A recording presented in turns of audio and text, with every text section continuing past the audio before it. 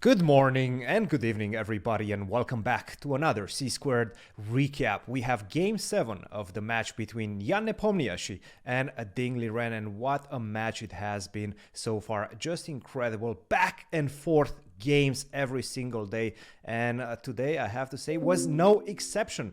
But without revealing too much, let's get straight into the action. Fabiano, good morning or good evening. You are actually somewhere in Europe. Tell us a bit about that, and let's get straight into the recap. Yeah, I traveled yesterday. I think it was yesterday. It feels when you're traveling, time starts to go in, starts to run in a strange way. But I'm in Europe now, and the reason why is because I will be starting the chess.com commentary alongside Tanya Sachdev, Robert Hess, Daniel Naroditsky. Not all at the same time, but I think we'll have like a rotating team. But I'll be doing the last half of the match. As we don't know exactly how long it'll go. It might go game 14. It might go to tie breaks. It might end sooner. We still don't know, but I'll be doing the last half. All right. And so yeah, as you said, another exciting game. I mean, if this match is anything, it's unpredictable. From the very first move, basically, it's been unpredictable. Absolutely. Let's get into the analysis. What do you have for us, Fabi? Sure. So Jan was playing white today. Ding was playing black, and Jan proceeded in a way which could be expected. I think everyone was kind of expecting that he would go along with e4. He tried his hand at d4 in one game, and it didn't really work out theoretically. He wasn't putting Ding in so much pressure in that game. So since then, and also before that, he's been playing e4. So he starts And with e4. yeah, he started with first move e4, and we can only speculate about what new idea he had against the anti-marshal. We already saw two different ideas. I suspect he would not have repeated one of those. He would have gone for a third new idea. And the reason why I think that he would be equipped with so many ideas is because Ding is a martial player, and he had basically all of 6+ months to prepare for Ding's martial. So for sure he would be coming with many, many ideas. But after e4, Ding played the move e6, the French defense. Oof. Big surprise to everyone, I think. Yes. But I think it's a good choice. It's definitely a choice you can question because it's not like obviously a good choice. But I like it. I think that it's good to surprise your opponent, and the French can be a very unpleasant opening, surprisingly, because in the French, white doesn't have so many directions. So white really has to be very well prepared. And because you don't face it so often at the top level, you might not be as well prepared compared to, let's say, the Berlin or some other lines that you're playing against all the time. Well, I want So to ask you one thing about this, Fabi, because he played the Marshall, and obviously that's a huge opening line. You have to spend months, if not years, to perfect those type of ideas. And now you play a second major defense at move one, e4, e6, the French. We haven't experienced that in the World Championship in 2018, but from a technical perspective, how feasible do you think it is for Ding and his team to have prepared, to have greatly prepared, because you have to be very much ready for every single thing that white can throw at you in a World Championship match, obviously, because of the time that you have in advance to prepare for these openings. How feasible do you think technically is for Ding to start playing e6, e5? Maybe we'll see even something else later on in the match. Well, in terms of new openings to pick up on the fly, I assume that he had it as, like, let's say, prepared as a backup weapon before the match. But in terms of picking up new openings, it's not the most difficult because after d4, d5, white has three major systems, which is knight c3, e5, and knight d2. The advanced variation e5, knight d2 is called Tarish, and knight c3. We don't know exactly what Ding would want to play, but I would suspect after knight c3, he would probably want to play knight to f6. Mm-hmm. And so you have to be, and by the way, knight d2, the Tarish, is a relatively confined space. Like black can easily prepare this knight d2 very quickly because it's rather direct play. Mm-hmm. And so basically, the advanced variation is of course also a serious line, but it's not something that takes like a huge amount of time to be able to play with black. It You has can become prepare much more popular in recent years. I think it went off the scene for a while, and then just in the last couple of years, I think E5 became much more popular at the I'll top tell you level. the reason for that is not because of the French, but it's because of the Petrov. Because if, in the Petrov with white, you can actually transpose to an exchange French by force. And Yes. then if you prepare that against the Petrov, because let's say you're hitting your head against the Petrov, you don't know what to do, and we can say why. It's like, let's say e4 e5, knight f3 knight f6, knight takes e5 d6, knight f3 knight e4, and rather than the main moves d4 knight c3, white can also play d3 knight f6 d4, and black does not have to play d5, but black certainly can play d5 here, and we're in an exchange French, right? Okay, no. I was talking about the advanced French, not the exchange French. Oh, okay. Well, yeah, the exchange French is also a major line, but yeah, the advanced French is I don't know if it's arguably the main line these days, but e5 or knight c3 are definitely the top two critical moves against the French. Yeah. Uh, but the exchange French is popular too. The advanced French, for sure. The thing is, Jan is also a French player himself, Mm, and he played it. He prepared it for the 2020/2021 that candidates. was a big surprise. Yeah, it was a surprise, but he was playing it for quite a while after that, especially in rapid. And I remember having like rapid matches, online rapid matches during the pandemic, during 2020 against Jan, and during 2021. And he was playing the French, I was playing this exchange variation.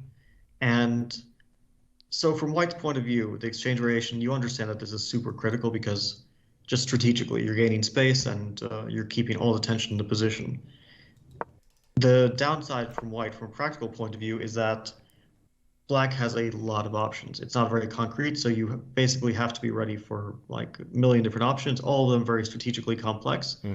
and none of them concrete. So You have to the spend advanced more time French, to understand the middle game. yeah, it's a line which is attractive from a theoretical point of view, like in terms of putting pressure on Black. But from a practical point of view, I don't think people feel fully comfortable playing e5. Yeah. And they mostly play it because they know it's kind of very critical, but not because they feel comfortable allowing this amount of choice. For example, on move 5, after e5, c5, c3, knight c6, knight f3, black can play bishop d7 and queen b6, and both are very decent and very big theoretical moves. And um, with white, you have to be ready for like vastly different types of positions. For example, queen b6, a3 is kind of the main move, I guess. Hmm.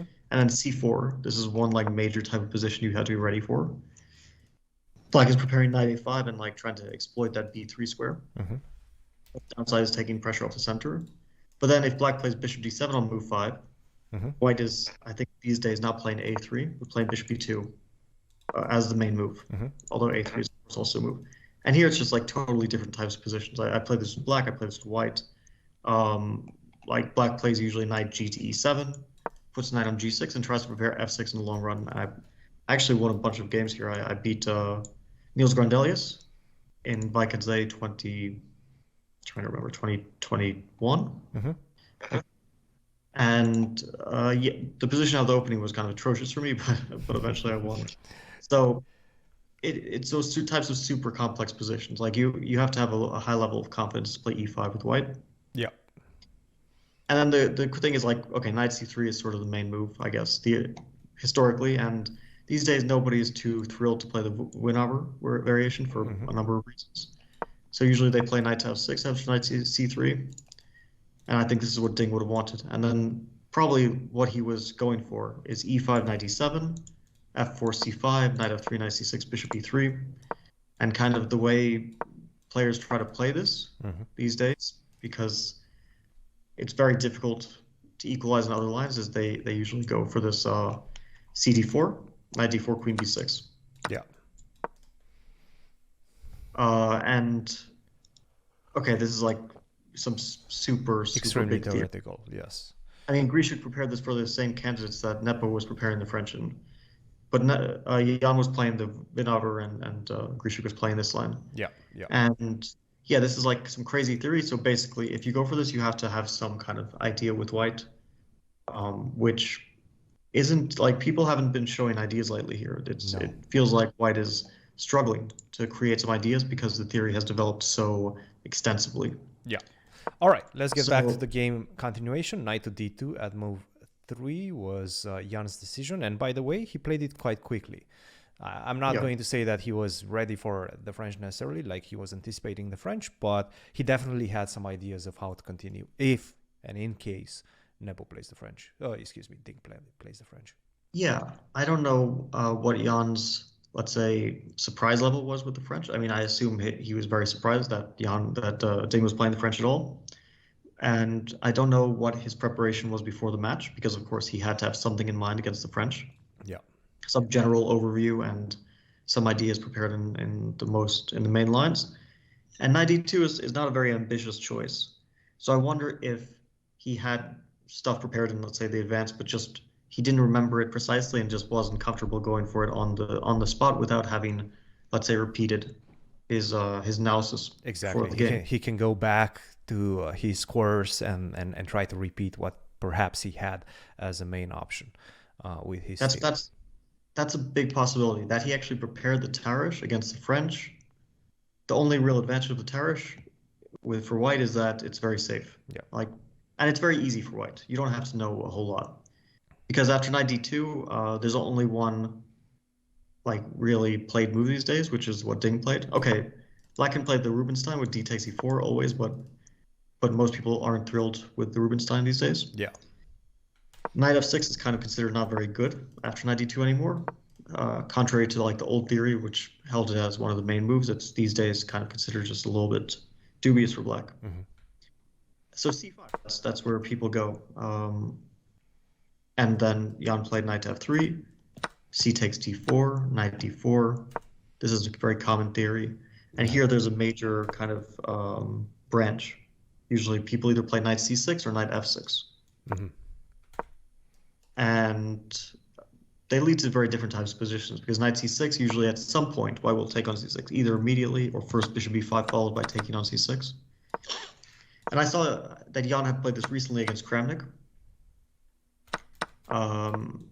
in one of these chess.com Air Things Masters events. Mm-hmm. And so he had definitely been looking at it recently and knew. I don't know if he wanted to repeat exactly what he played against Kramnik, which was bishop b5, bishop d7, take on c6. But we might never know. Take with the knight or with the bishop? Well, Kramnik took with the bishop. You mean after knight takes c6? After bishop b5, bishop d7. Oh, you should take with the knight. You shouldn't surrender your bishop pair. Take with the knight. B takes c6 and now bishop to d3, or? Well, Kramnik took with the bishop on c6, but black can also take with the pawn, and it's hard to say which move is better. They're both, I guess, theoretically quite all right. Most people take with the pawn, but okay, Magnus recently took with the pawn. Bishop takes, I think, completely fine move as well. Yeah. Cool. He didn't go for that. He played knight to f6, which is a little bit more of a combative move. Knight c6 is kind of, you get some sort of position, right? And then you just play it. It's roughly equal. Maybe white's a bit more pleasant, but it's roughly equal position. Knight f6 is leading to kind of concrete play. The funny thing is I once lost this in a blitz game. I played knight f6. I once lost this in 13 moves. I think it was 13. With black, yeah? With black, yeah. ed5, I think I took with the queen. After ed5, yeah. Ding took with the knight, but I took with the queen. Knight b5, yeah. Knight to a6, knight c3, queen d8. This was kind of some sort of theory back in the day. a3, bishop e7, queen f3, and for some reason I thought this was just a developing move. Yeah. And I castled. And I resigned after bishop a6. I mean, it was a 3-minute game, and not my brightest moment, but I'm not embarrassed to share my my failures. Yes, okay. So, very nice. It can happen to everybody, at least once in their lifetime. It can definitely happen to me. Someone else also fell into it, so I did actually see. But in a classical game, so at least I have that going for me. That was just blitz. Yeah. So anyway, Ding took with the knight on d5.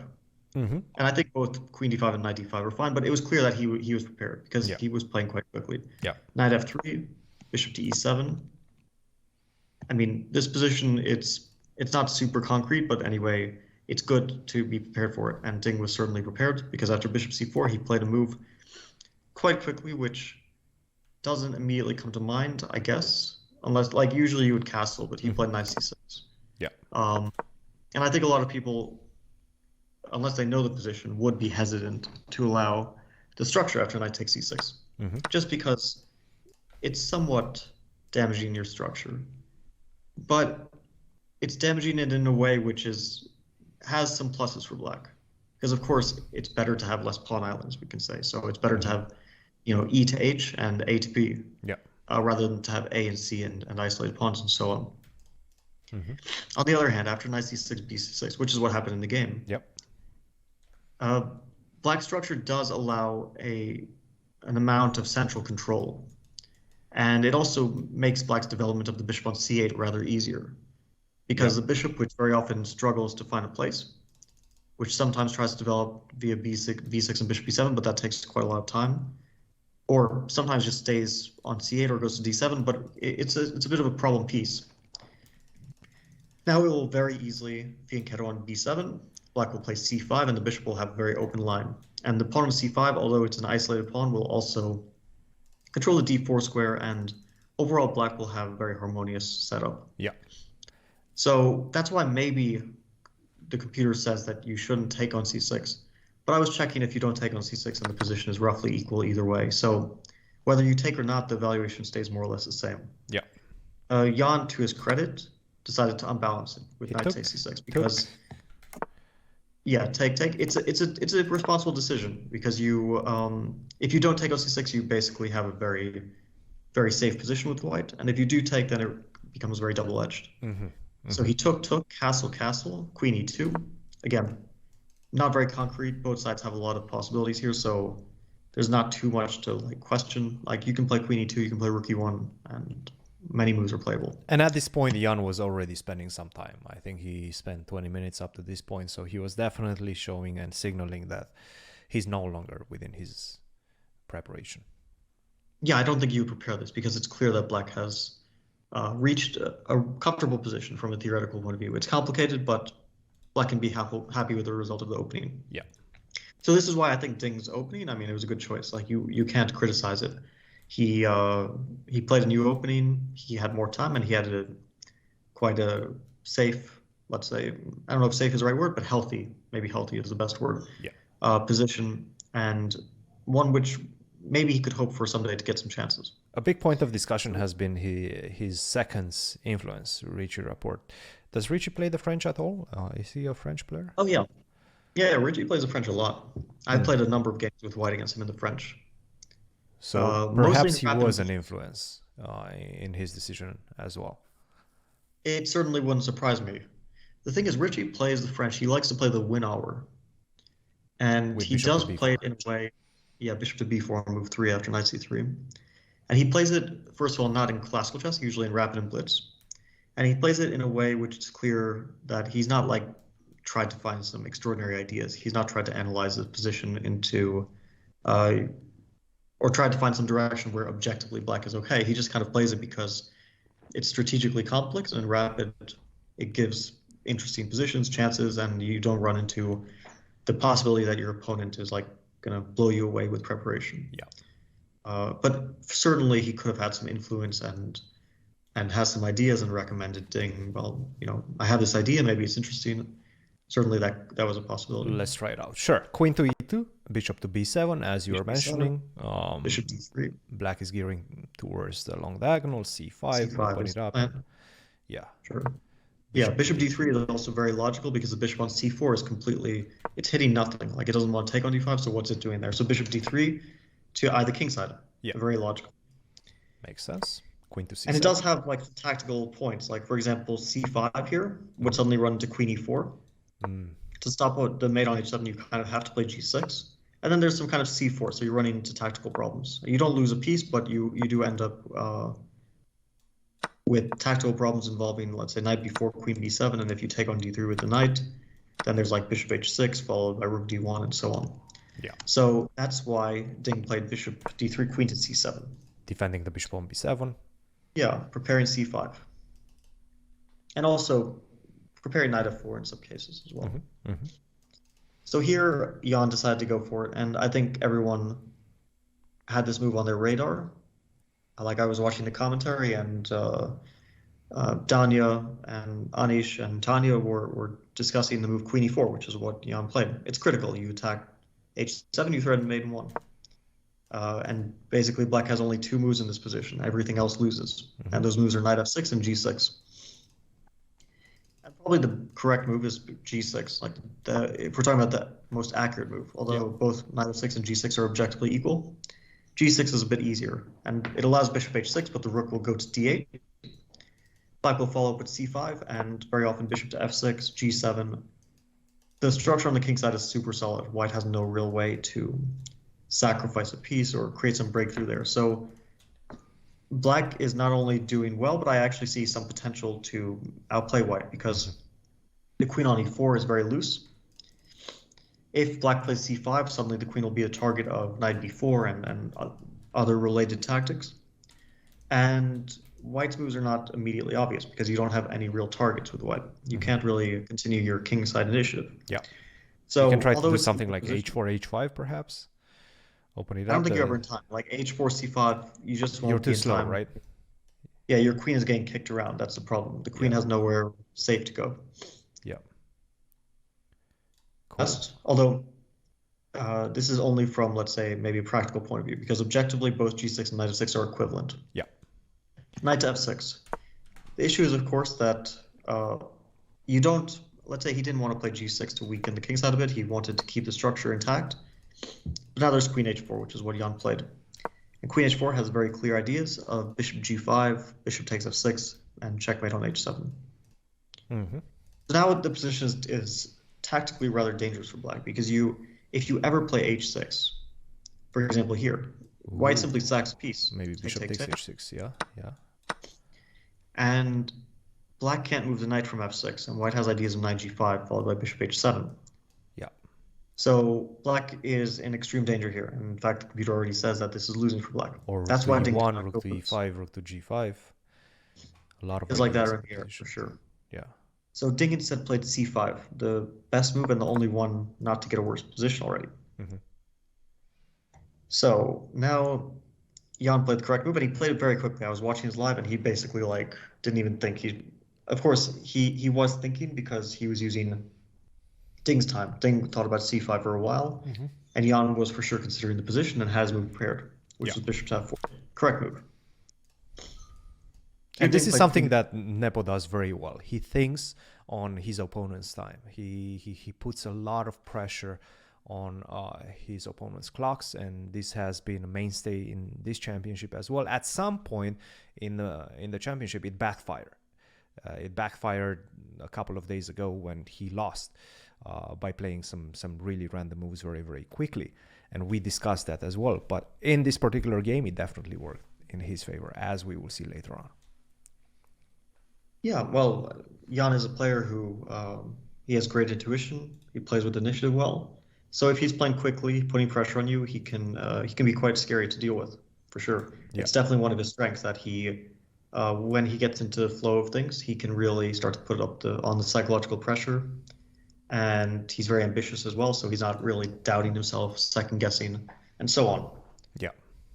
So here Ding played the move queen to b6, and the computer likes queen to d8 the best.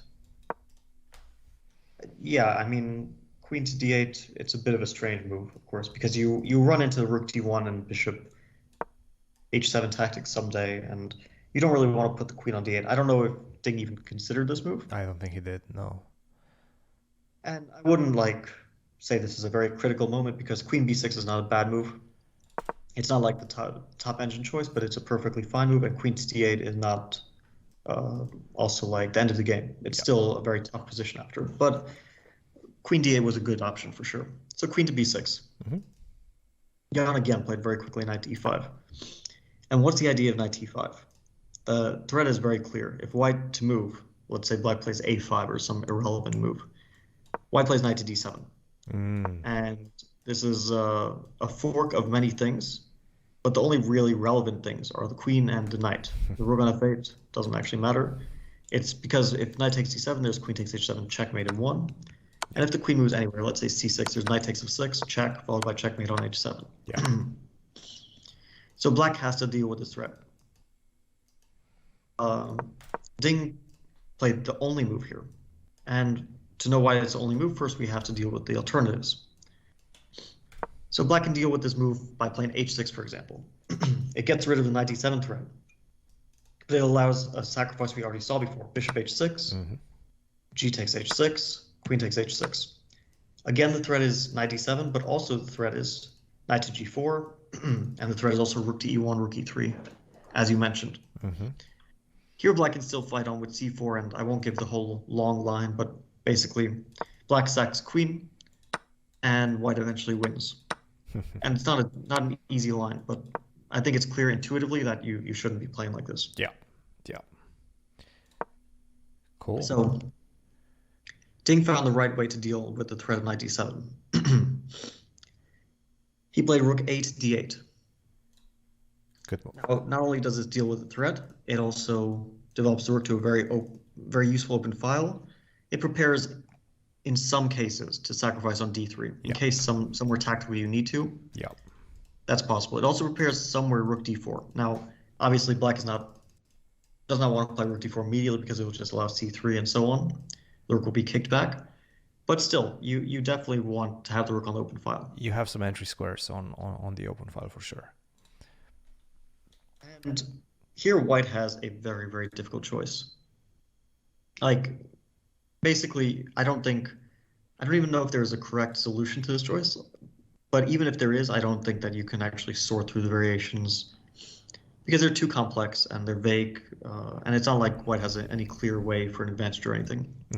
White has basically a few direct tries.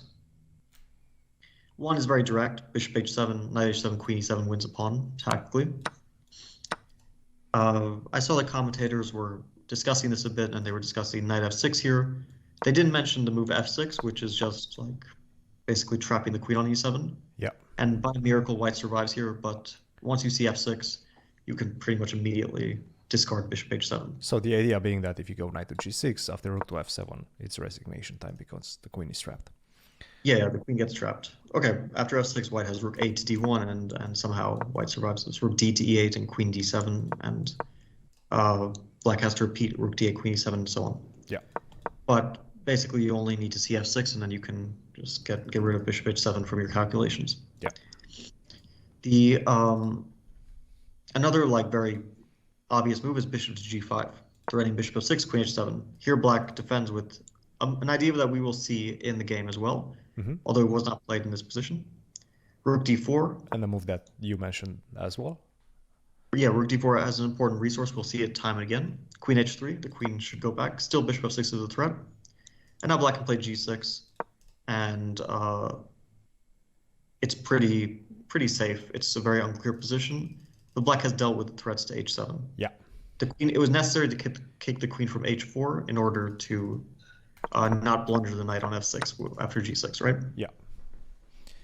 Then the third dangerous try, and the most dangerous one, or like of direct tries, is knight to g4. And here it's like very obvious. White is threatening knight f6 with checkmate, and black has only one good way, and I'm sure that Ding had this prepared, and I'm sure that Jan wanted to avoid this. And the path for black is to sack the exchange. Rook d3, c d3, knight to d5, gaining time on the queen. Queen to g3 is forced. Bishop g5 loses a piece. f6, bishop goes back somewhere, and f5. So queen to g3. And here it's not at all obvious that black has enough compensation. It's only once you see the move h5, I think, that... And I'm not sure if the commentators, which included Anish, I mean, obviously a very strong commentary team, noticed this move at all. But the move is h5, and the knight goes back to e3. It's forced. Now you continue with h4, right?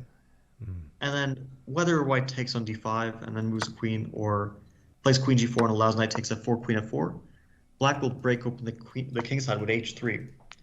And after white plays g takes h3, or moves the g pawn, the king on g1 will be kind of terminally weak. Yeah. and black will have more than enough compensation for the exchange. In I mean, fact, this bishop black, on d5 is the ideal piece, yeah? It's just such a yeah, beautiful bishop. black is just basically, or yeah, if you're talking about knight takes d5, bishop d5, queen e3, then black first plays this move queen b7, and then f3, then h3. Wow. And so basically white's kingside gets broken up, and this is the justification for black's compensation. Yeah.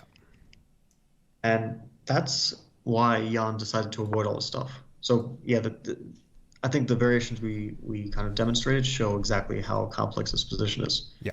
I was trying to figure out during the game, and it's like the computer wants to play rook a to d1, a waiting move, a very natural move as well.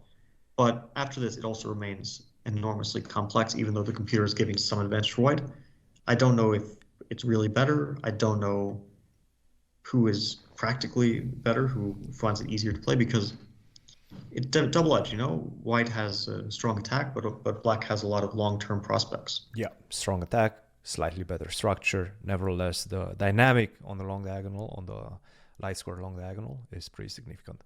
And that rook on d8, I have to say, the plans that you mentioned with rook to d4, sometimes c4 to open up the d file, it makes a lot of sense. White's pieces almost look a little bit scattered, right, in the position. Yeah. Well, that's the thing. White's pieces are they only have one goal. They only have one aim, which is to attack. If the attack is somehow tactically not working, then white's pieces will start to get kicked around. Like if black plays two moves, g6 knight d5, then or g6 knight h5, then you're suddenly starting to your pieces are starting to hang. The queen, the bishop on f4, and so on. Yeah. So it's double-edged. Jan played a move rook a t1, and I like this move. It's the rook is just better on e1 than a1. The rook is preparing rook to e3 with potential tactics, rook g3, and if the rook comes into attack, then we're already talking about 5 pieces attacking. That's quite difficult to deal with. That's a lot, yeah. And here Ding played a move which I also like. Although the computer wants to play bishop to a6. And the point of bishop a6 is very obvious. Like, okay, if you trade bishops, the attack basically, white has no more attack. But white has a move c4. And here, black, according to the computer, black has, 2 moves. But the main move is rook takes d3, knight d3. And you can't take on c4 because of bishop d6, which is not easy to spot for white. And if you spot that, then you have to see that you play, instead of bishop c4, knight d5. White plays bishop g5 to block, take, and bishop takes c4 now. And then black gets like enormous compensation for the exchange. I would pick black practically, but objectively the position is close to even. It's just equal. Yeah. It says zeros. Also after like c4, black has the move rook d4, and then it just turns crazy. Like, both sides take enormous risks in this position because rook e3, rook d8, rook g3, and we're in some kind of tactical mess. G6, and then white can sacrifice everything on g6 and so on. Yeah. So bishop a6 was a very interesting move, but I don't blame anyone for not playing it because it's very, very difficult to figure this stuff out. Instead, Ding played g6. It's worth mentioning, you've showed some crazy lines in this position after bishop to a6.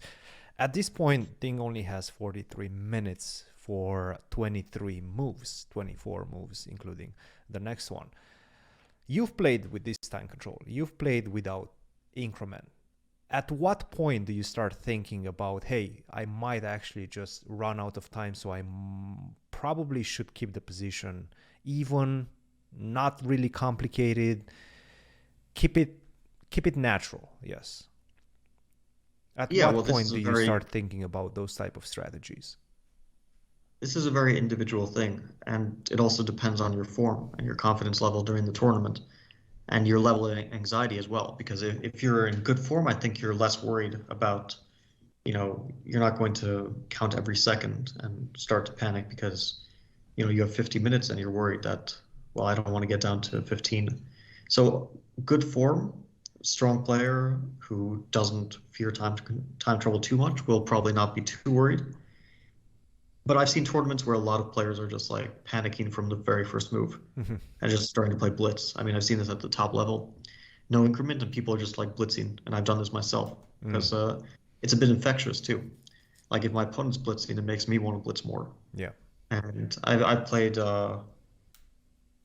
this tournament in Zagreb 2019. And by the way, so did Jan, so did Ding, so did Magnus.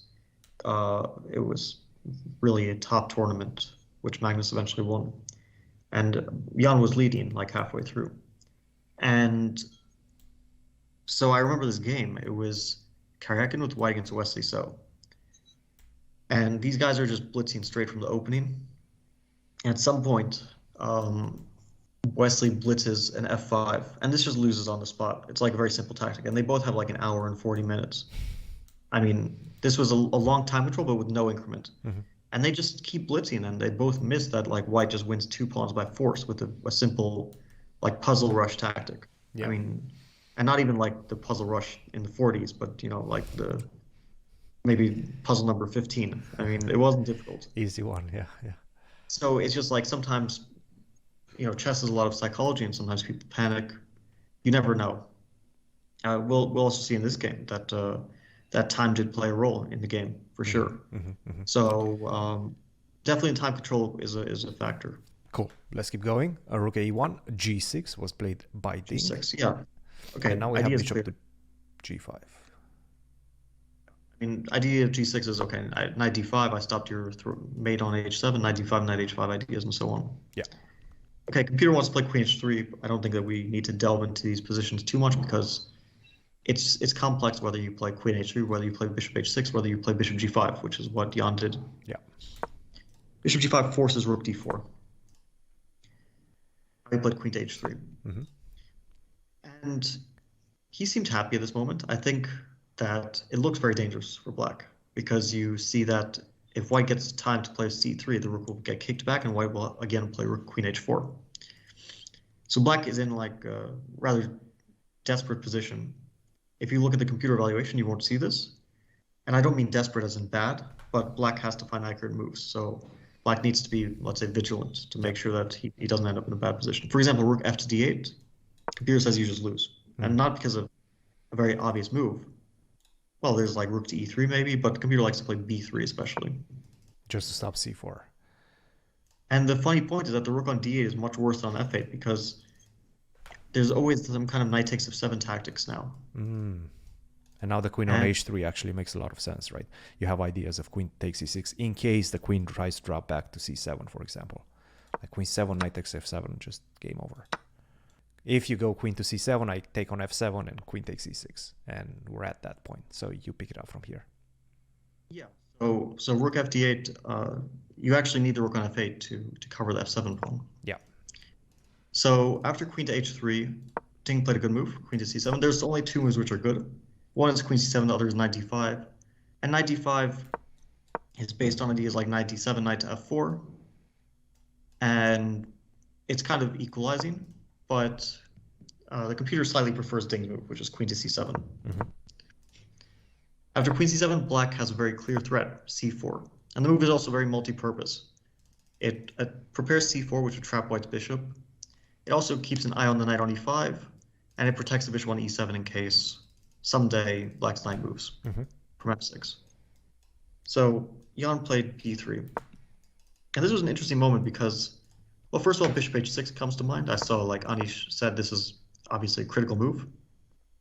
And it's based on, let's say, rook FD8 loses material after knight takes F7. Mm-hmm. Instead of that, black sacrifices the exchange. We can say sacrifice, or I don't know if that's the right word, but C4 comes. Bishop takes F8, and you take with something on F8. And because white's bishop is trapped, white will be forced to take on C4, take everything on C4, and black has a funny material balance, 3 pieces for 2 rooks, but the pieces are obviously much more influential than white's rooks. And black is much, much better here. So that's why white avoids bishop H6.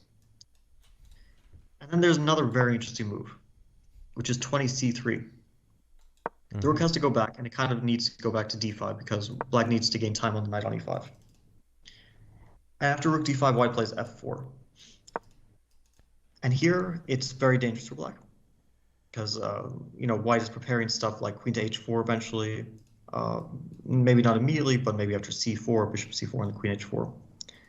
And black's only clean way to equalize here is the move C4.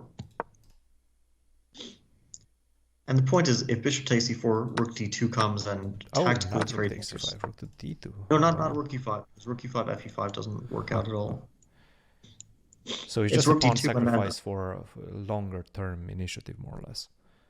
it's a very interesting pawn sacrifice. If bishop c4, rook d2, black will regain the pawn most likely. What if you go rook to But if e2 white plays at knight this takes point? c4, sorry, what's that? For example, after the rook to d2, you go rook to e2. Well, I think that always black has this queen b6 stuff. Mm-hmm. So, but black has also even better moves like rook f to d8. Okay, white is really stretched thin and too many open diagonals and files for white to deal with. Yeah, that makes sense. After c4, knight c4 is a critical move. Now black will not invade on d2. And black plays, let's say, rook f to d8, knight to e5. And here it's actually not like black is getting back the pawn or anything anytime soon. In fact, black just plays a quiet move. And there's a bunch of them, but let's say knight to h5, bishop e7, queen e7. It's not based on some direct tactics, it's just that black has compensation. Mm-hmm. Completely unobvious, very, very unclear, very messy. That's why I was like wondering if Jan had played the c3 f4, how likely is it for someone to find c4? I don't know. I mean, it's definitely a big question because you have another move besides c4 like knight h5, Mm-hmm. but then you come under pressure, and c4 is the only move which is like fully getting a good position. Yeah, yeah, So that would have been interesting. yeah. I don't know what would have happened in that case, but instead Jan played b3 on move 20. Yeah, b3, knight to h5. And Now black's task is much easier. I think that he's probably over the worst after knight to h5.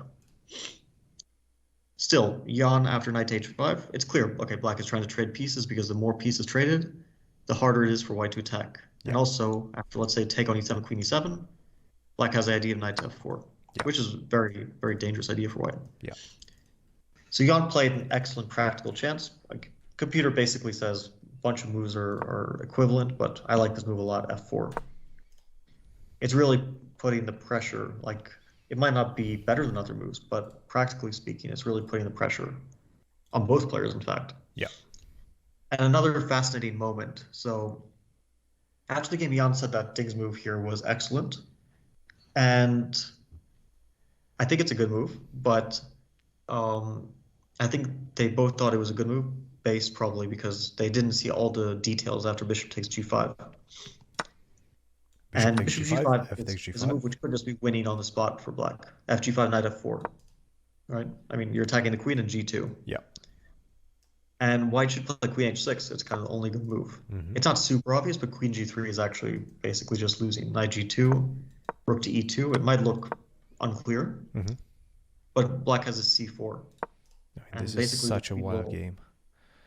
Yeah, this is a crazy position, but after c4, black is basically winning because the queen will very often include itself on the long diagonal to attack, and white's just concretely it doesn't work out for white here. Yeah.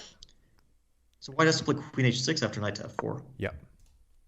And here black has only one good move, and maybe they just didn't see this move. I mean, it looks like you're kind of getting destroyed here because knight g4, knight f6 is made. Yeah. I don't know if I would ever go for this with black. But after the move c4, it's actually white is also the one who has to make only moves not to lose. Okay, so what if I go knight g4 and try to checkmate you? You have to. If you play bc4, queen c5, you just tactically everything falls apart. Mm-hmm. And The this king is fully doesn't have where to hide.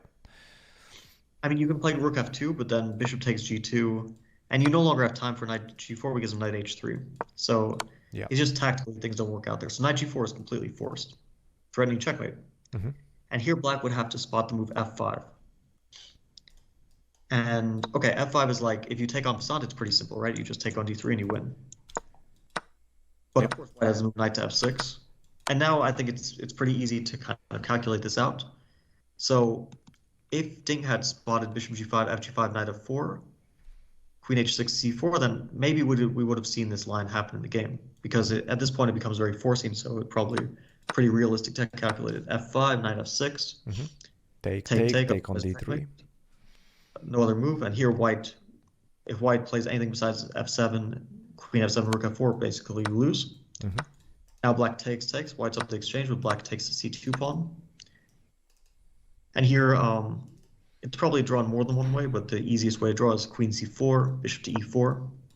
not to lose a pawn. Mm-hmm. White cannot really tolerate that pawn on c2 for forever, so white has to sacrifice the exchange, fe4, rook e4, fe4, queen c2. And this position is a typical sort of draw. Black is slightly better. Black will press this practically, but queen endings with open kings almost always end in perpetual check, and this would be a draw. Yeah. White is still, white is one who has to defend there in that queen ending, but unless in a blitz game maybe you're in trouble, but in a classical game I guess you defend it without any serious issues. Yeah. But none of this happened. I mean, this is just Jan invited this, and maybe if Ding had gone for it, we would have seen the game end in this way. It's possible for sure. Mm-hmm. But Ding found another move, bishop to d6, Mm-hmm. and a very logical one. Bishop d6 is basically just saying, I want to attack the exchange. Whatever you do, I'm going to play knight takes f4. You'll take with the bishop, I'll take with the rook. You'll take with the rook, I'll take on e5. And for the exchange, I get one pawn, Mm-hmm. and I completely destroy your attack. You no longer attack because you have no pieces to attack. And I have a very strong dark squared bishop, which will be the essence of the compensation. Yeah. So Jan decided to provoke knight takes f4 because probably Ding is going to play no matter what. I don't think that white has a move to avoid that. So c3. Obviously, the rook does not want to go back to d5, where it would get kicked again with bishop to e4. Mm-hmm. So Ding played knight takes f4. This was an interesting moment. Actually, a rather pivotal moment for the game for sure. And I think the reason that Jan played bishop takes f4 is because he missed a detail in rook takes f4. Rook takes f4 Mm-hmm. was a very playable move. Bishop takes e5. And at first sight, it looks like you just lost material. cd4, bishop f4, and you can take in dc5, for example. But you'll probably lose that c pawn Rook to on c8. c5 because it's Mm-hmm. to rook c8, for example. Yeah. And you'll end up down material. Yeah. And white is in very big trouble. Looks losing. But after bishop takes e5, white has this brilliant bishop takes g6. And the point is, okay, you're threatening mate on h7, so black has to react by taking. If you take on g6 with the pawn, then with the f pawn, then queen takes e6, or even rook takes f8, and white just wins. Game over. So you have to take hg, and now cd, and now the difference is if bishop takes f4, bishop to f6 is just checkmate on h8 because you open the h file. Yeah, And if that's bishop beautiful. h2, then king to h1. You just hide. Yeah. No, you actually have to sacrifice both bishops, right? Bishop takes g2, king takes g2, queen to g3. And even then, you don't escape the checkmate because queen takes g3 and I don't pick up the bishop, but I go rook to h1. Yeah, exactly. That's nasty. And after is c4, nasty. black is forced not to go for that, of course, but to play c takes d4. Yeah. And here we get some kind of it's actually lucky that black doesn't lose on the spot. And in fact, the position is kind of unclear and roughly equal in a number of ways. One direct way is rook takes c5, queen takes c5, bishop to f6. And black should play a very important check here, queen d1. Mm-hmm. The reason for this check is that you provoke the rook to f1. Now you trade queens on e3, Mm-hmm. and there's no rook f4, h4. And here we really get into a drawn opposite-colored bishop ending. So white basically had a way to draw by force, or after c takes d4 on move 26 can play some other moves. For example, bishop to f6, although it's very risky, of course, because black has some very powerful central pawns, or rook to f2. Mm-hmm. I think if Jan had seen bishop takes g6, probably he goes for this. Yeah. Cool. The reason why is because the position he went for, he played bishop takes f4 on move 23. Yeah. Rook f4, bishop e5. He kind of, in the press conference, he said that something went wrong and he was slightly worse here. And this is more or less a very accurate assessment of the position. Although the position is, from a pure objective point of view, kind of equal. You'd rather take black. So practically black is slightly better, and I think Jan's evaluation was spot on. So if he had seen that, he would have gone for it. Yeah. And so after bishop takes e5, this is what happened in the game. It's complicated, for sure. It's not like black has an easy time of it, but you'd probably prefer to be black here. Jan played rook to h4, and Anish was evoking memories of a classic game from Zurich 1953 candidates, a tournament which was covered in a classic book by famous book, David Brunson. And the game, Karas Smyslov, which Black won, and it doesn't look anything like this really, but there's some similarities. Basically, White had kind of tripled uh, major pieces in the middle game on the H file. Yeah. And Black had a bishop on the long diagonal, which covered all the possible checkmates. And that's what Anish was saying, that even if you are attacking with all your possible firepower on the H file, basically the lone bishop on the long diagonal defends everything. Cool. That's kind of what happened in that classic game. That's why White lost that game. And similarly here, White cannot really attack the king. So rook to h4 was maybe a little bit dubious. Maybe White should have played more circumspect rook to f2. With the tactical point that bishop takes c3, there's bishop g6, so you don't actually win that pawn. Mm-hmm. And the position here is sort of complex, more or less equal. I'd rather take Black, but computers are giving that familiar 0-0-0 evaluation. Yeah. Which doesn't mean much in human play, but for the purposes of this recap, we can say, you know, objectively equal. Yes. Yeah. But practically still very much a game, and anything can happen. Rook to h4, I kind of wondered about something here after rook h4, because rook h4 was played relatively quickly and Ding responded relatively quickly. But there's a move here, bishop takes c3, which it either wins or it doesn't. I mean, if you play like rook to f1, basically Black with two pawns and positional domination is actually like objectively pretty much winning. Yeah. So you have to take on g6. Yeah. Rook takes h7, by the way. It's not Black can't take on e1. But we end up in that familiar Karas Smyslov situation where Black plays queen to f4. And the rook on h7, rather than being an asset, is actually completely stranded. And the computer says you lose with White. Mm-hmm. You just can't get that rook out in time, and tactically things are falling apart for White. Yeah. So bishop c3 is forcing bishop takes g6. Bishop takes e1. Mm-hmm. Bishop takes h7. King g7. Rook g4, king f6, completely forced variation. And here Black is up a piece, but the king on f6, obviously rather precarious. Mm-hmm. And White survives with the move queen e3, wins a piece back. E1 and g5 are both threatened. Yeah. And Black equalizes here with, like, let's say, king to e7, queen e1, and some move, any move, because the king on e7 is actually remarkably safe. Yeah. Although equalize, it's an objective statement. Question is who equalized, right? Yeah, it's practically the game continues, and it's some kind of completely sharp, unclear mess where anyone can win, anyone, everyone has chances, anyone can blunder this position for sure. But I was just curious. I don't know what the players were calculating, if they saw this whole line, or if they just kind of eliminated bishop takes c3 by intuition. Or perhaps it was just a classic case of Ding trusting Nepo's calculation, right? It could have been. I would say Ding is usually kind of like a pure calculator, and also from what I've seen, rather materialistic. Like he likes to take material and hold on to it. It might have been that his intuition just said, okay, bishop h7, king g7, White has something here, which is kind of true, but what White has is only enough for equality, not for more. Yeah. Cool. He actually played the first line of the computer, rook to d8. And here, okay, first point is rook takes h7, just loses material, rook takes d3. Mm-hmm.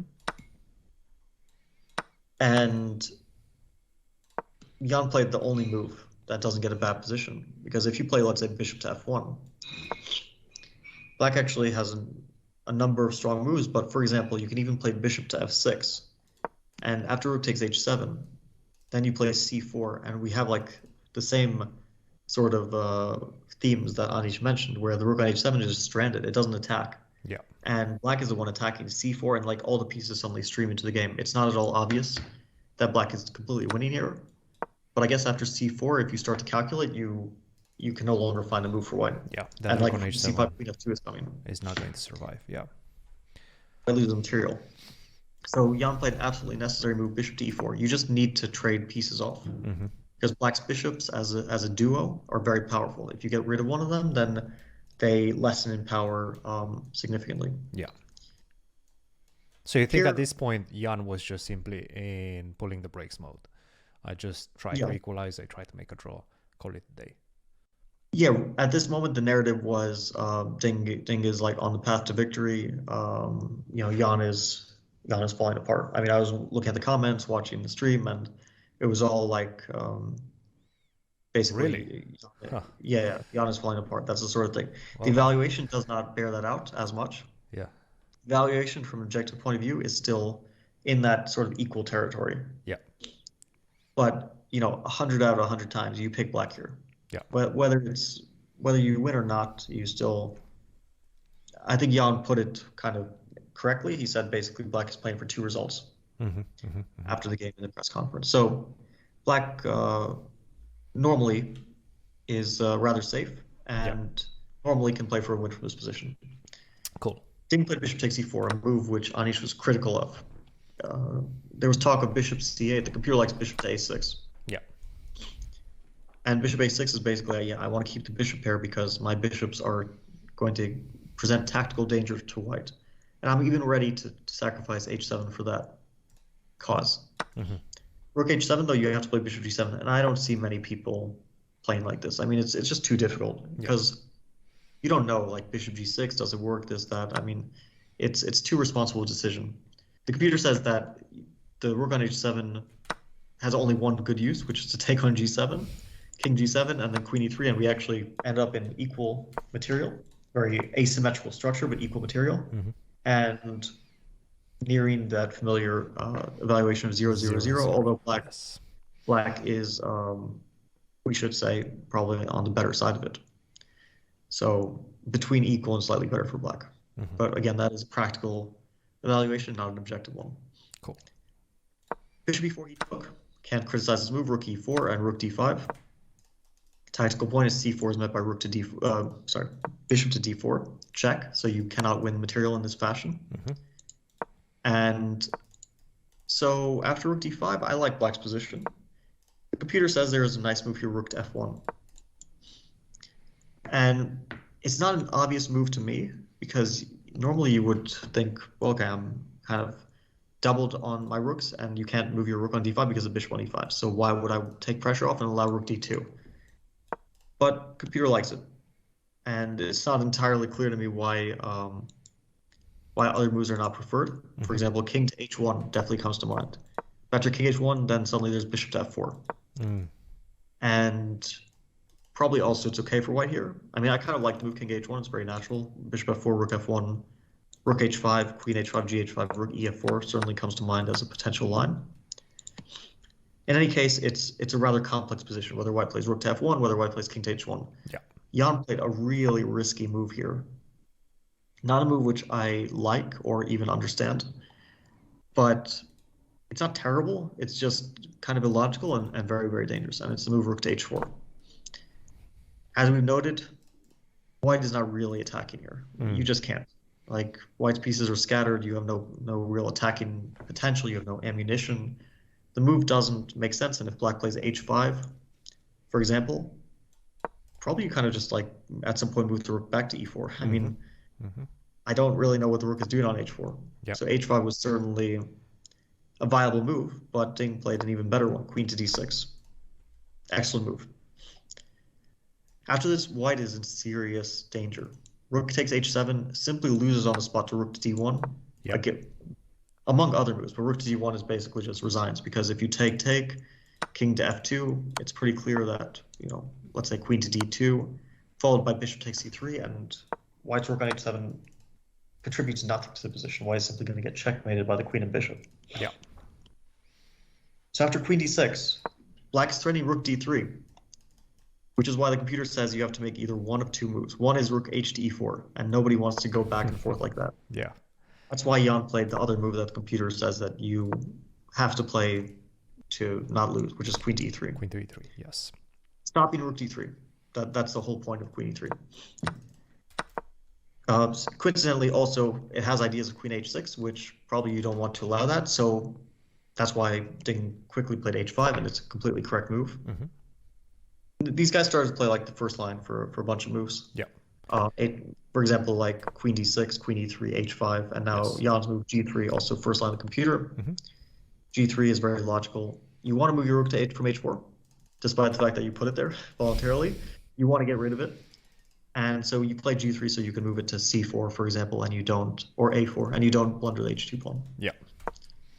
Bishop to f6 was played, good move. Rook to c4. Rook a4 is also a viable move, but okay, rook c4 seems very logical. Mm-hmm. And this is a very interesting moment in the game because basically for the last 30 moves, Ding has played like a machine. I mean, there's no other way to say it. Ding has played basically the first lines of the engine with like 2 exceptions for the last Small 30 moves, right? deviation. Yeah, small deviations. Pretty much pristine play. Unfortunately for him, it's not enough for a big advantage because obviously Jan has also been playing well. But it is enough for a very pleasant position. The question is, of course, what do you do? And from a purely, let's say, practical point of view, of course, you can always just play king g7. Mm-hmm.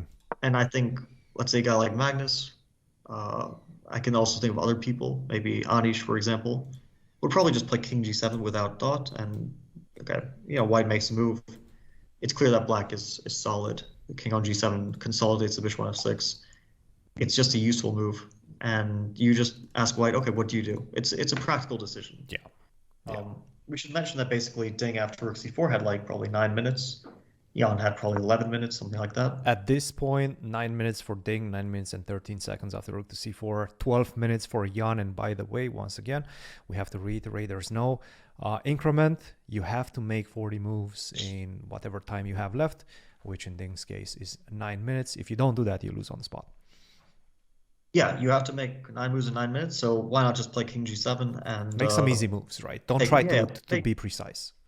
Yeah, exactly. Make an easy move. It can't be a bad move. I mean, it might not be the best move. Yeah. In this case, it isn't, but it's not a bad move.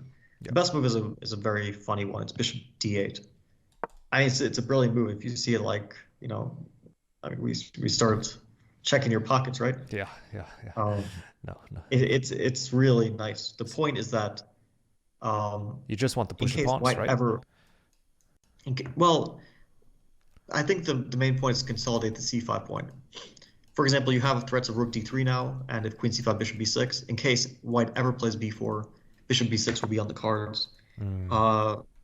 White is actually like on the verge of really struggling here. I think that if you play bishop d8, white is in a desperate situation because computer says you should play move queen e2, and queen e2 invites rook d2. I just don't see how you can ever play this. And then queen to f3, it's like pure computer stuff. If you play a natural move to my eye, like queen to f3, for example, look kind of natural, getting the queen out of the way of the dark squares. Then suddenly black plays f5 and is actually just like steamrolling you with pawns, like bishop b6 followed by e5, e4, and this is a position which could turn very sour for white very quickly. Yeah.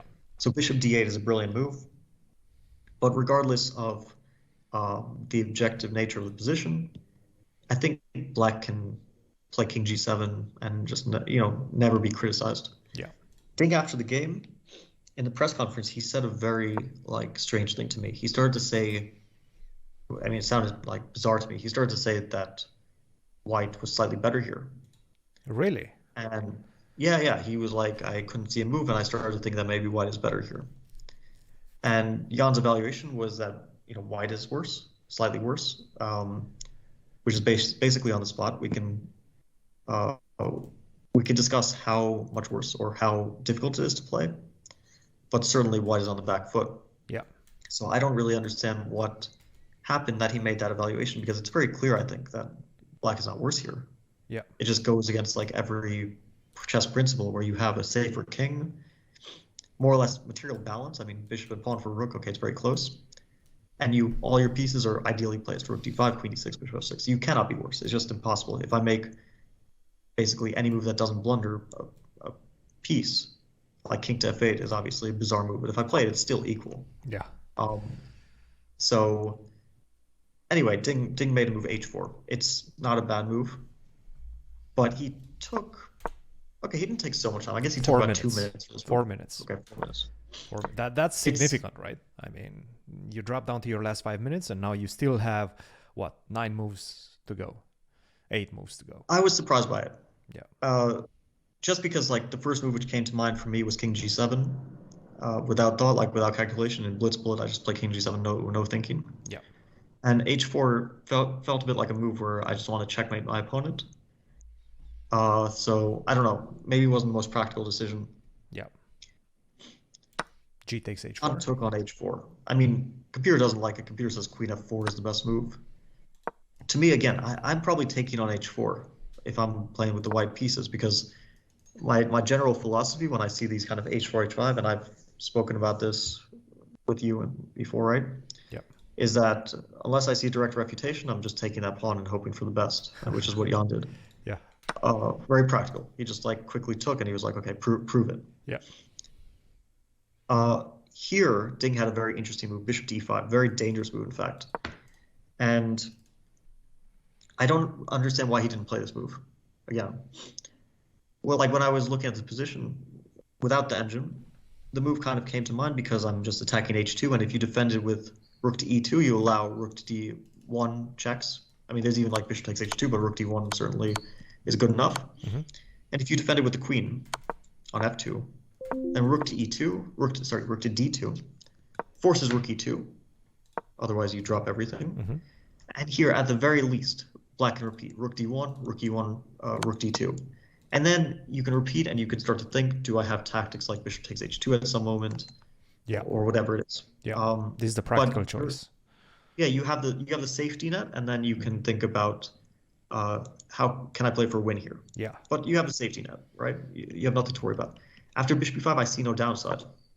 I was thinking bishop b5 at h3, just like to just not to lose that pawn, which is it's kind of a funny way of not losing it. And of course, black has many possible moves here. And I was calculating this line in my head, which was bishop to h2, king to h1, because king g2 allows rook d2. So king h1, rook d3, queen takes c5. And I was thinking this probably doesn't work out for black somehow. And I checked with the engine after, queen to g3 and mate in 13. Okay, I don't know. I mean, I think once you see queen g3, you kind of realize that probably there's no way to defend the rook on e1. Yeah, you have to go rook to f1, but rook to f1, you just take on h3. You still get checkmated. Yeah, so bishop b5 was a completely safe, risk-free way to play for an advantage. Yeah. Instead, Ding took, and I was watching this live, and as the time ticked down, the commentators were starting to like basically scream at him. Make a move. Yeah, just move, because he went down to 45 seconds, no increment. At this point, with eight moves still to go, he went down to 45 seconds. Yeah, he went. I'm not exaggerating. Yeah, I think it was basically 45 seconds, and I'm just saying he's freezing. Basically, he's just like pure, like something froze in him. Wow. Okay. The thing is, you can play king g7. It's an equal position. You can play this bishop e5. You can play, I don't know, a5. This is so strange. Basically, yeah. It's very strange, and you have a lot of moves that are either fine or equal that don't change the position.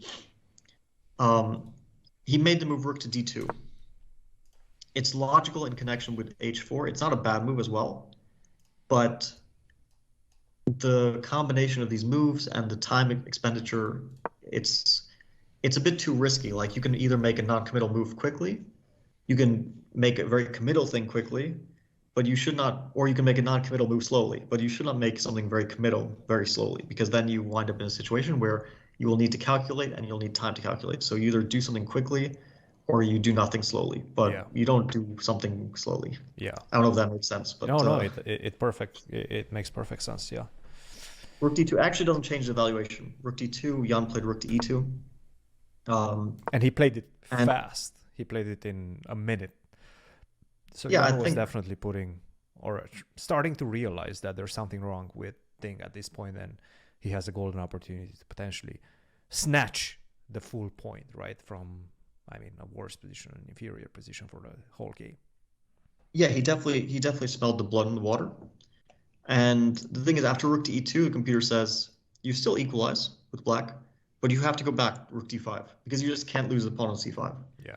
And the position is equal because basically black just has good compensation. That's the thing. Like, but of course, nobody plays h4, rook d2, rook d5, and takes all their time doing so.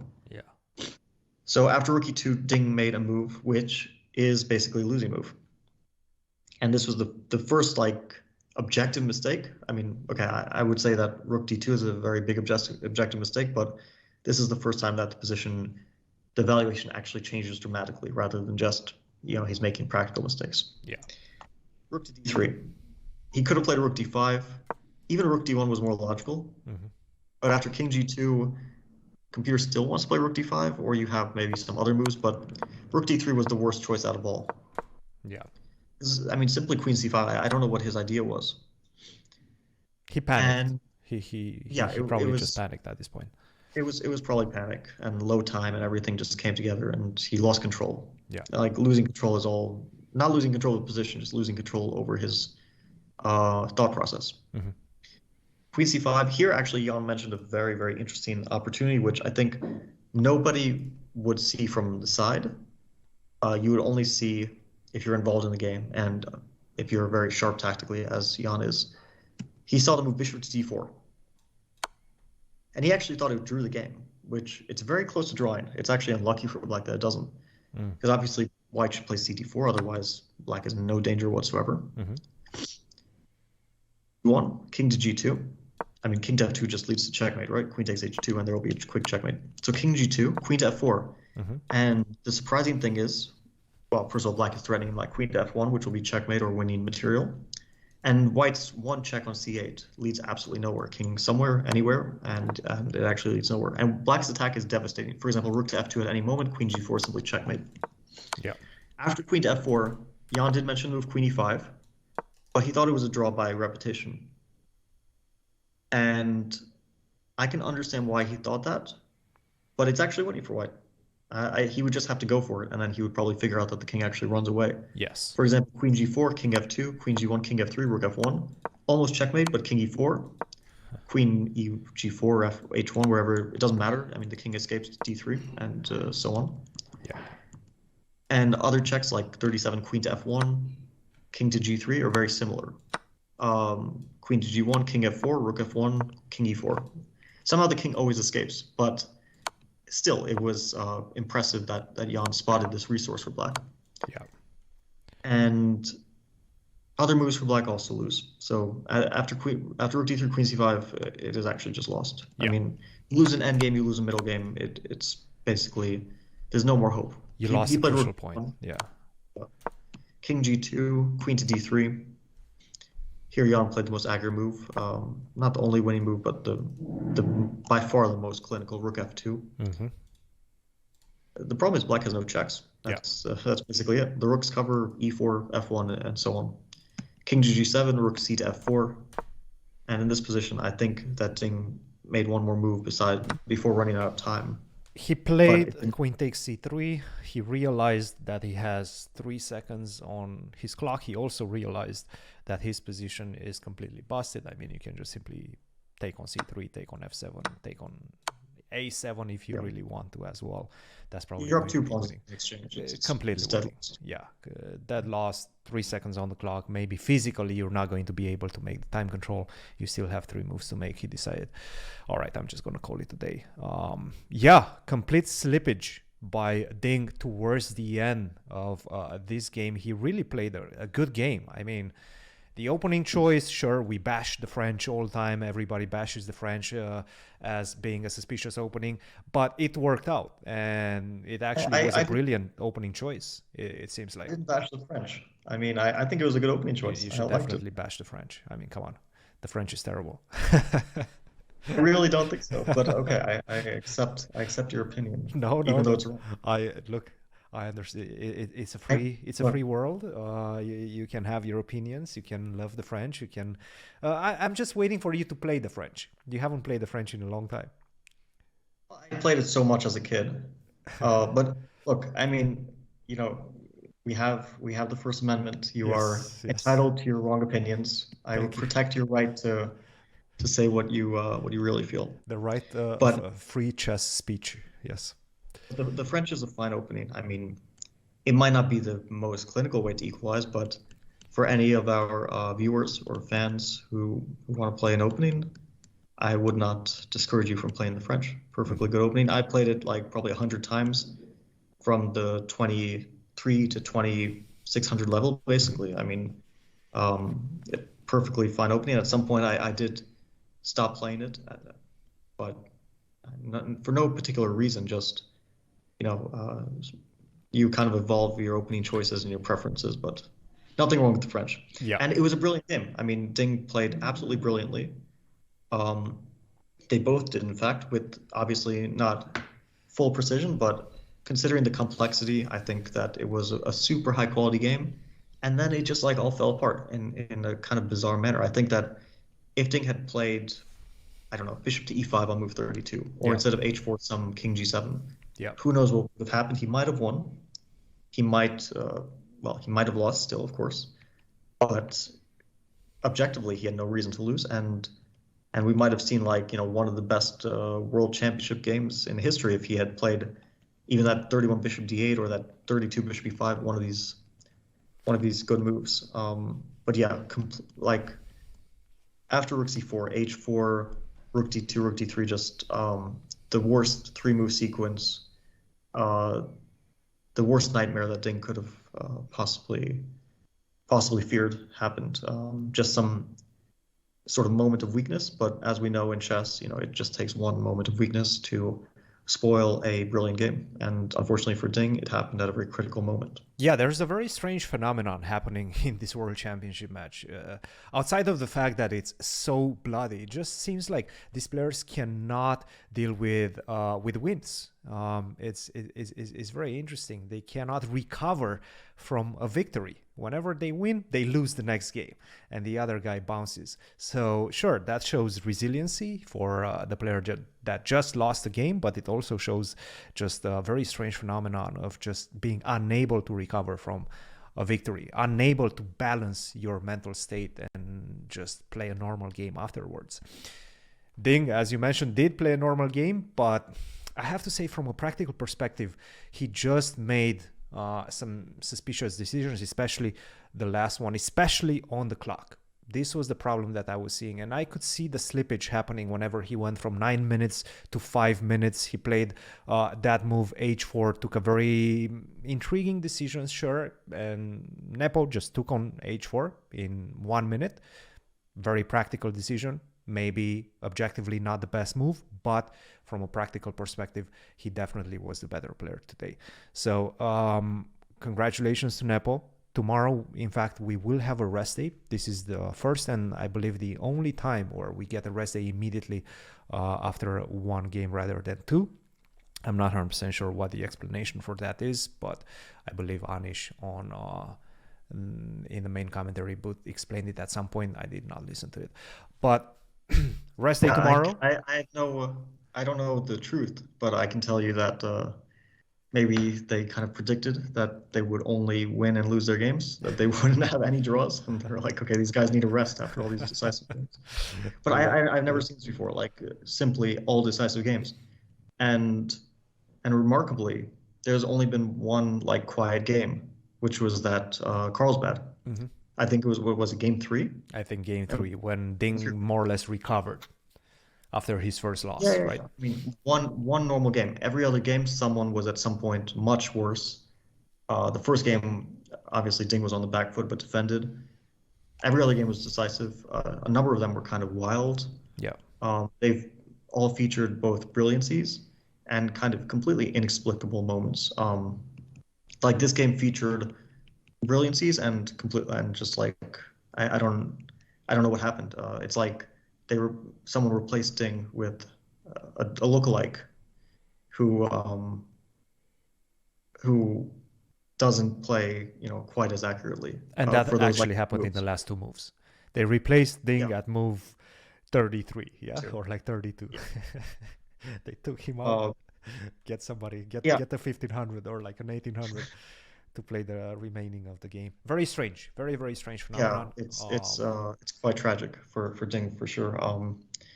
So I don't like to overly dramatize. Like when Ding lost to White in the second game, I was like, okay, it's still a long match, trying to keep in perspective how up and down these things can be. But I think this game will be like a real blow for him. I mean, first of all, it's not the beginning of the match anymore. It's already like game 7. Yeah. Yeah, you start to feel like you're kind of in that territory where you don't want to be behind because there's still a lot to go, but you only have a few whites left. and you feel like, okay, I need to make the most of my white chances, and I maybe only have like four left, and it's not so easy, right? Despite the fact that he's won a bunch of white games. But yeah, and especially just the manner in which it happened, because he was for sure, he'll look after the game, he'll see he was better, safely better, and then he'll be like, what was I doing? I mean, I was just better, and good chances to take a lead in the match maybe, and suddenly just okay, you draw, but to lose like that, yeah, I would be heartbroken. So I imagine that he'll feel similarly. Yeah, Fabi, once again, brilliant recap. We do have a couple of things to let you guys know. Some of you have asked how you can support the channel. Obviously, the easiest way for you guys to do that is to just like, comment, share the video with your friends. Just basically spread the word. Tell them where you watch your recaps. Another way to do so is we have just opened our members zone. So basically next to the subscribe button on your right, most likely, is also a join button. And you can check the options. We have 3 ways in which you can support the channel directly, and you get specific perks for each one of them. So that's the easy way to do so. Of course, we're not asking you to do that. That's optional. But if you do want to support the channel, that's another way to do so. Thank you very much for watching, guys. We will see you in a couple of days in the next episode. And probably we will be doing some Title Tuesday today as well. Not sure yet, Well, but that's an option. It starts in 20 minutes, so we'll try to get on that as well. All right. Anyway, All right. see you guys. Thanks for watching. See you guys soon. Bye-bye.